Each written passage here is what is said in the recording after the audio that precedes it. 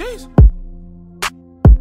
Birds fly tall family, what is going down? Philly, what's going down? Big win on the road against Carolina. And right now, I'm on the road, but I'm still going to get the job done, just like the Eagles got the job done. So here it is, top 5. It looks a little bit different, so let's clean this up a little bit. Yeah, that's much better. So this is top 5. We're getting it done on the road, just like the Birds did. And so let's get it started off right. Top 5, top 5, top 5. Dogfight. As you guys saw, this game was not pretty. This game was won in the trenches. This game was hard fought. It was a dogfight. The Eagles had to scratch and claw and be perfect on defense. Absolutely perfect to take advantage of opportunities to set up the offense. What a well-rounded game. And this wasn't what we've seen, you know, last week or the week before, where, you know, we're just airing it out, having our way. We had to grind. And that's what this game was. And this game showed me that this team is for real, even though I was a believer from jump. But, you know, it just reiterates the fact that this team is real, and we can win close games. You know, last season, you look at the Detroit Lions game where we give up the game at the end of the game. We are different. This team is built different. We can win dogfights. We can grind out games. I'm absolutely satisfied with it. You guys should be too. Dogfight. The Eagles are built for it. And, guys, you should be pumped. I mean, absolutely, this was a fantastic win. Okay, so next up, oh captain, my captain. Carson Wentz does not dazzle with yards today, but he leads the grind on offense. And what I mean by that is when I saw Carson today, he looked like someone who was focused. He was not leaving this field without a win. Of course, he had some throws. He won it back today. He threw for 222, I believe, 3 touchdowns. The connection to Zach Ertz, they took advantage of Luke Kuechly leaving the field. You know, and Zach Ertz, that connection just came alive too. Absolutely awesome to see him, the step he's taken. He is playing like the best tight end in football right now. You know, that's just, the connection is there. But Wentz out there, you know, and he had to deal with a lot. He was sacked 3 times. They try to blitz him literally like every single play, sending different types of exotic blitz packages, even sending 2 in on both sides, double DB, sending guys off the weak side. A lot of things the Eagles aren't used to seeing, trying to find ways to, you know, to get to Carson Wentz, to phase him. And as you saw, the man is unfazed. The man is completely locked in, dialed in. He is the kind of leader the Philadelphia Eagles need. And he's a perfect quarterback for Philadelphia, too. I was just thinking about this the other day. Like, Carson Wentz is not from Philadelphia, and he's not from any place that has an NFL team. You know, the Vikings are near North Dakota. But this man eats, sleeps, and breathes football. He's obsessed with it. He's tough. I mean, did you see him try to run someone over? Like, I mean, he needs to chill. But how excited were you guys? I was pumped. And I'm trying to, like, keep myself contained. I'm in a hotel right now, and I don't want to get a noise complaint. But I was pumped to see that, to see him trying to put the team on his back. I don't recommend it on week to week, but it just shows you how passionate this guy is, how fired up he is, and how much he wants to win. I love it. Oh, captain, my captain, Carson Wentz can lead us all the way on the road to victory, baby. This Eagles team is for real. Don't forget it. All right, and so next up, balance. So when I talk about balance, if you watch the last video, I was mentioning that, look, the Eagles need to, one, establish the running game. So when I look at, you know, the run, LeGarrette Blount had 67 yards.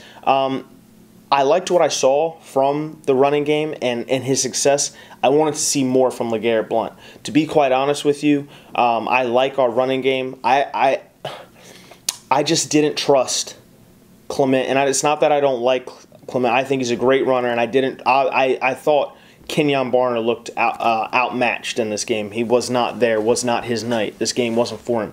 I wanted to see more of LeGarrette Blount tonight, especially in that second-to-last drive where we got the interception.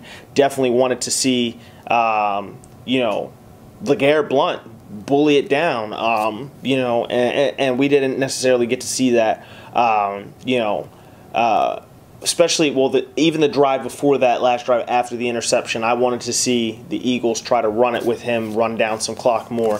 But, you know, the balance was there. You saw a nice level of passing from Carson Wentz, good runs. LeGarrette Blount, it looks like he's in midseason form right now. You know, and once Lane comes back, and that was huge. That was huge. Not having Lane today, you guys saw Big V struggled picking up blitzes. Then you had Kenyon Barner back there trying to pick up blitzes. Definitely was uncomfortable, and that's what kind of, you know, to piggyback on the last, you know, the last point, that's what kind of made this game a dogfight, you know, and the Eagles squeaked it out. They got it done. So, hey, kudos to them. But, yeah, definitely very pleased with the game calls. Game calls from Doug Peterson. Now, for those refs, I mean, I don't know, like, what is a pass interference, because it was completely, you know, they missed calls. They missed a lot of calls. So, you know, hey. And they also missed that touchdown from Cam. I'm pretty sure that was a touchdown, but they scored anyway. But, you know, moving on, the balance was there. Great game from Doug Peterson for the most part. Obviously, he probably has some calls he wants back to, but he is growing just as well as Carson Wentz is growing, and that's very important. You want to see that growth. You know, and I spoke about this earlier on in the season where, you know, we can't, you know, if you're going to accept a rookie quarterback and a rookie coach, you have to be fair about how you grade them. And I'm definitely seeing improvement by Doug, you know, adjusting the game plan week by week. So, you know, the balance was there. So moving on, Forrest Company. Now, if I had a game ball, it would definitely go to the defensive line and the front seven as a whole today. We lost Jordan Hicks in this game, if you didn't notice. You know, so I don't know what's going to become of that. Almost lost Bradham there too. It looked like a stinger, but he came back in to hold it down. But this front seven is legit. They're for real. Didn't get a lot of sacks, but they got pressure. They were in Cam Newton's face all day, and they made Cam play as if he was getting hit. He looked very reminiscent of that Super Bowl appearance where, you know, he was just under duress all day. Not to that extreme, but, you know, that's what it looked like. He was frustrated. He didn't know where things were. He wasn't on the same page with his receivers. You saw this. Use your eyes. I mean, you know, this is what, you know, being able to rush with four. So, and that's the difference in this game. The Panthers and the Eagles are very similar in many facets, but the thing is one, we don't have to blitz in crazy packages and things like that and leave our secondary, you know, on an island. You know, we can get four home and play very balanced defense. That's key.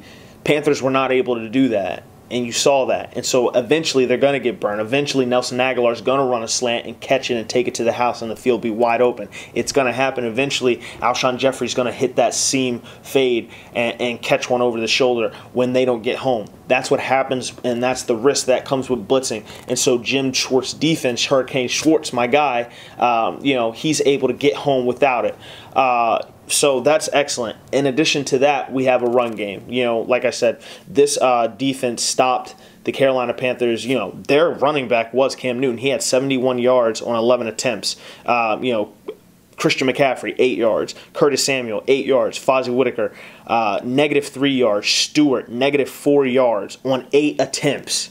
It's crazy. This defense is for real. They were filling up gaps. You saw they could not run the ball against us in the passing game. Limiting Benjamin to 99 yards on 9 targets is pretty good. Their next biggest receiver was Christian McCaffrey. So you see that well-roundedness. And like I said, this is a scratch-claw game. Dog fights don't end. It's not domination, so it's not, you know, dog fights sometimes end ugly. We gave the ball back, but that's what a dog fight is, people. You have to fight, you have to scratch, you have to claw, you have to grind, and it's not going to be pretty. But the Eagles are better for it because they were able to take it, you know, and take this in their hands and not give it up, not give up that lead. You know, so definitely very satisfied with that. All right, so finally, my last point. Listen, NFL, all you other fans, you can keep sleeping on us if you want to. I picked the Eagles to win this game because I had full confidence in my team to go get it, and not just because they are my team, you know, but because I trust my eyes. I know what I saw in this game, and even though Lane Johnson wasn't playing, I trusted with our execution and with Wentz's leadership and what this defense can do. I know what they can do. I've seen them do it, and I know they've grown. So, you know, when I hear the national media, you know, everyone picks the Carolina Panthers to win this game, it's not disrespect to them because obviously the Carolina Panthers are a very good football team. and this could be a playoff matchup we see. But, you know, it just is what it is for no one to really bet on the Eagles. And, you know, you've heard what people have been saying all along, you know, oh, the Eagles, you know, they'll find a way to lose, or, you know, they'll give it up. Well, what have you seen so far? Because to my recollection, we went down and stopped, you know, several other teams who didn't have, you know, didn't have what we had. They didn't have the firepower to stop our running attack. They couldn't slow down Wentz. They couldn't get through our defense. I believed in what I saw. I still, you know, and so I think this team is very balanced. Obviously, we got some key factors coming back in. So, you know, keep sleeping on us if you want to, but the Eagles are soaring and flying high, and I absolutely love it. You guys should too. So finally, I promised that I would feature, you know, a fan's prediction that was the closest. So Pistol 2.0 commented on our last video with a score prediction of 29-20 for the Eagles. That's the closest. The ending score was 28-23. So, you know, shout out to them. Great score prediction there. And that kind of is the emphasis on that dogfight thing that we were talking about. But anyway, guys, look. The Eagles are 5-1 in sole possession of the NFC East and a top team in the NFC. Period. They're going to keep grinding. They're going to keep growing.